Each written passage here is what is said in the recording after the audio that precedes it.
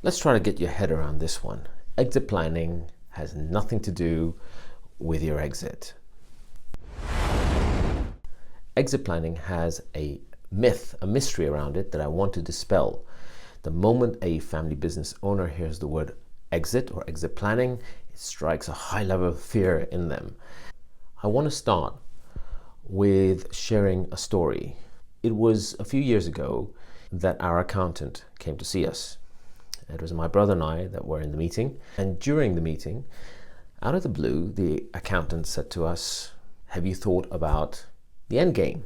Have you thought about an exit strategy?" We were both slightly taken back, looked at each other with a wry smile and said, no, we haven't thought about it. And he said, "Why not?" And we said, "We just don't have the time." And you guys know really well in the food industry, it's all time consuming. It's all consuming, in fact. When you come in the morning, you are constantly firefighting. You're dealing with customers, customer complaints, you're dealing with stock issues, drivers, employees not turning up, supplies of product. There's a whole host of things that we need to deal with when we run a food business. And so you don't think about exit planning because you're so stuck into the day-to-day. Usually when somebody mentions that to you, it's in one ear and out the other. So we looked at each other in this meeting and said, no, we haven't thought about it.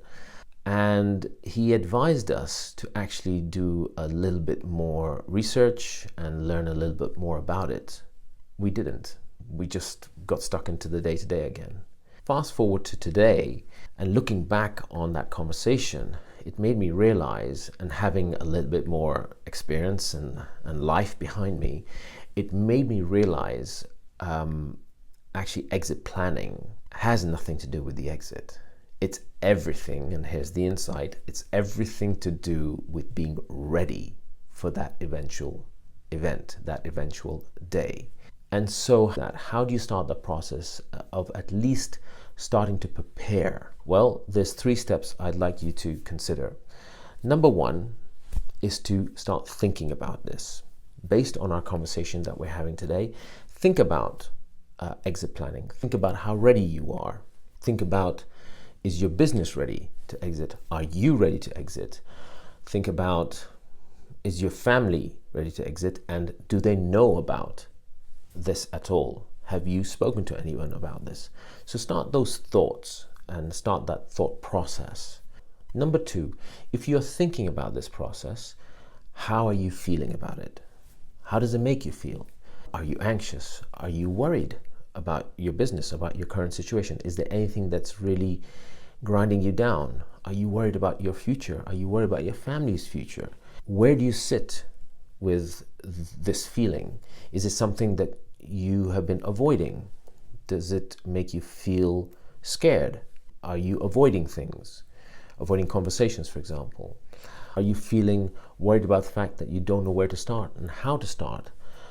Do you feel overwhelmed? Is there too much to take in?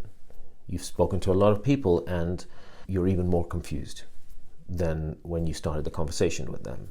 Number 3, based on those feelings, if you have a desire to take some sort of action to start the process, then there's a couple of things you can do. One is to learn more, is to educate yourself, is to understand what the process is. What does readiness mean, as opposed to what does exit mean? Because it's quite clear what exit means.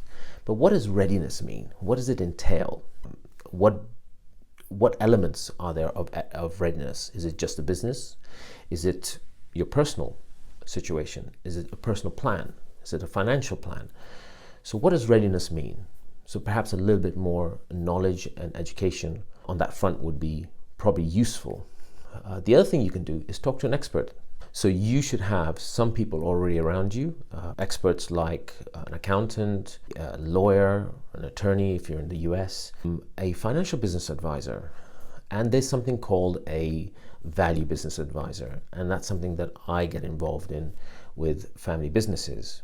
and I will share a little bit more about what a value business advisor does in a future video.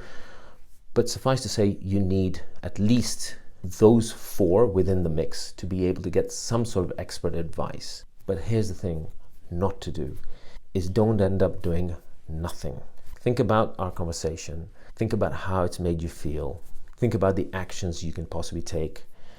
You can subscribe on this channel to get more information. I will be posting more videos. And if you subscribe, you'll help the channel to grow. You can also leave comments down below. Let me know what you're thinking. Let me know what anxieties you have, what fears you have. Let's start this conversation. It's a great place, it's a safe place to do that. But not doing anything, that's not an option anymore. You can't kick that can down the road anymore.